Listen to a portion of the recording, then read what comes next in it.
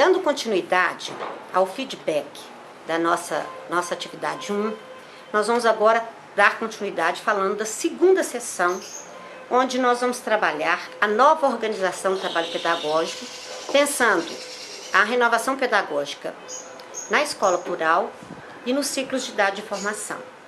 Então, o que eu pensei para vocês fazerem nessa atividade? Eu pensei que vocês deveriam ler a proposta político-pedagógica da escola Candanga e escola plural, para entender os ideais teóricos dessas perspectivas que estão por trás dessas renovações, que são as teorias sócio-históricas, e fazer um estudo para relacionar o fundamento que justifica a lógica das escolas na organização por ciclo e um novo formato avaliativo. Então, nesse sentido, essa primeira atividade é fazer esse estudo.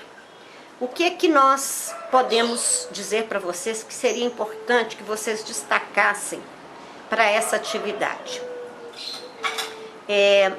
Na verdade, quando a gente pensa o tempo no ciclo, a gente vai circunscrever toda a atividade do ciclo, pensando mais não um tempo único previsto, por exemplo, como série, como 50 minutos, como tempos diferentes de aula, mas, por exemplo, um tempo de aula e um tempo da disciplina que fossem próximos uns dos outros. Então, um processo que fosse mais aberto. Nós que pensamos em discutir a escola, repensando as suas práticas. Nós pensamos que, ao pensar o ciclo, a escola precisa pensar em projetos coletivos, um projeto político-pedagógico que não seja mais da professora Márcia, do professor João, mas que sejam dos professores da escola. Nesse sentido, todos devem estar articulados com essa proposta. É preciso que o ciclo, ele pensa os profissionais e os estudantes como um ciclo permanente e elevando a possibilidade de que esse aluno permaneça na escola, tenha acesso ao conhecimento e acesso à garantia de ficar na escola com o conhecimento, que é o que a gente não tem hoje no Brasil. E estabelecer um programa de avaliação permanente, ou seja, não é a nota e a prova, muitas vezes, é uma facilidade pedagógica que não permite que acompanhemos o processo do estudante. Então, nesse sentido, a gente tem o quê? Que a nova perspectiva de ciclo, ela incorpora uma nova perspectiva de avaliação, que deve estar pensando uma nova organização de tempo e espaço, profissionais abertos para mudança, uma nova concepção de escola, uma nova organização de trabalho pedagógico, uma nova forma de educar o educando e uma nova concepção de que seja um profissional de educação aberto à mudança. Quando eu falo fazer uma síntese escrita dos eixos de transformações pedagógicas, de uma maneira geral, vocês têm no caderno 2, já tem uma cola interessante de onde vocês poderiam pensar todos os eixos. Mas, quando a gente pensa, então na página 23 do caderninho 2, você tem as principais transformações que ocorrem nessas mudanças de alteração pedagógica. Então, se vocês leram lá meu trabalho, outros trabalhos de renovação, vocês vão ter pelo menos 8 eixos importantes que eu vou estar destacando aqui. Uma intervenção coletiva radical, uma sensibilidade com a totalidade da formação humana, que não acontece na escola tradicional, porque se pensa a matemática, a história, a geografia, em cada uma vai pensar a sua formação fragmentada. Então, a totalidade significa pensar o conjunto da formação humana, sua ética, estética e moral e os aspectos técnicos da formação humana. A escola como vivência cultural. Então, se você lê os cadernos, você entende isso. Quando o estudante vai para a escola, ele não vai só para a sala de aula, ele fica no recreio, ele fica no corredor, ele fica na entrada da escola. Ali ele se forma como pessoa. Então, esses espaços, para além da sala de aula, que tem vivências culturais, forma esse sujeito jovem, ou essa criança, para além das disciplinas. Então, uma experiência cultural. A experiência de produção coletiva. O que significa isso? Significa que quando eu penso uma perspectiva de ciclo, por exemplo, lá no primeiro ciclo, eu posso pensar num trio de professores que vai trabalhar com aquele ciclo durante 3 anos. Então, a Márcia, a Maria e o João serão 3 professores que ficarão nesses ciclos e acompanharão essas crianças, 20, 30 crianças, neste primeiro ciclo, durante os 3 anos. Então, ele vai poder fazer essa intervenção coletiva, pensando na totalidade da formação humana e fazer uma avaliação processual. Por quê? Porque eles conhecem essas crianças, e essas crianças conhecem os professores, né? Então, eu não vou detalhar isso agora, mas eu posso fazer uma videoaula só para falar um pouco sobre essa equalização do tempo e sobre essa permanência no tempo e na avaliação. A vivência de cada idade de formação sem interrupção, ou seja, se eu estou no...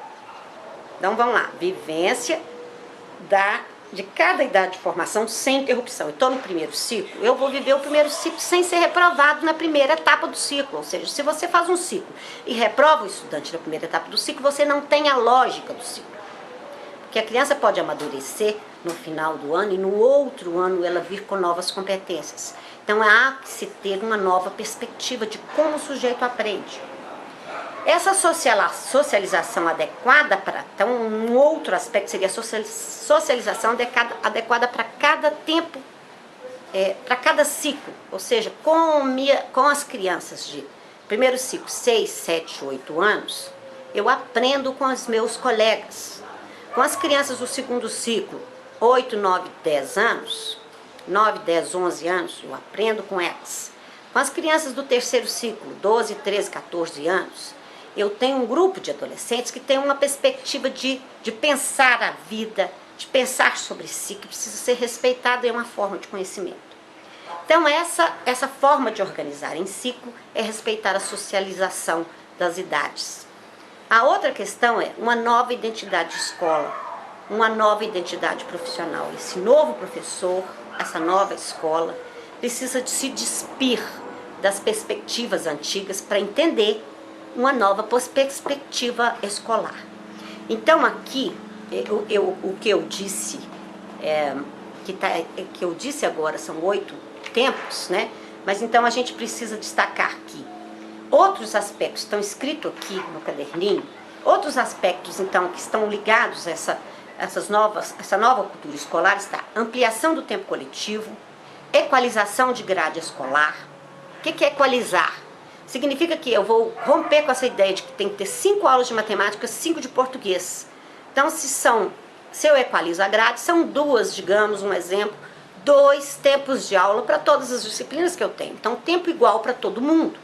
Se o português e a matemática são muito importantes, eles vão entrar como interdisciplinarmente nas outras disciplinas e os professores vão fazer um projeto de trabalho importante de leitura, de escrita, de uma etnomatemática voltada para as especificidades de cada disciplina.